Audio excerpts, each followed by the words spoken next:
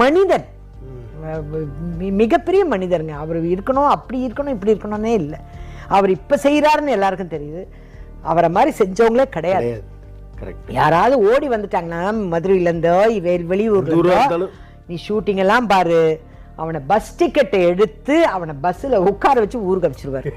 இது சரிப்பட்டு வராது. நீ வேணா ஒரு வாரம் இருக்கே தங்கு, ரோகிணிலே தங்கு, ஒரு வாரம் இரு, 10 நாள் இரு, ஆனால் ஊர் போய் சேரு அப்படின்னுவார். படிக்கிறவங்களுக்கு நிறைய செஞ்சுருக்காரு. நிறைய விடோஸ்க்கெல்லாம் நிறைய ஹெல்ப் பண்ணியிருக்காரு. அவங்க குழந்தைங்க இந்த மாதிரி அவர் செஞ்சது எதுவும் நிறைய தெரியல, ஆனால் நிறைய செஞ்சுருக்காரு. ஏன்னா நாங்கள் கொடுக்குற பேமெண்ட்டெல்லாம் வாங்கி அவர் தான தர்மம் தான் பண்ணியிருக்காரு. அதை கண்ணால் பார்த்துருக்காரு. ரோகிணியில் பின்னாடி அண்டால சமையல் நடக்கும். பெரிய பெரிய டேக்ஷால சாப்பாடு செஞ்சு அவரை பார்க்க வரவங்க யாராக இருந்தாலும் சாப்பிட்டுட்டு தான் அந்த மாதிரியெல்லாம் பண்ண ஒரு மனிதர் விஜயகாந்த்.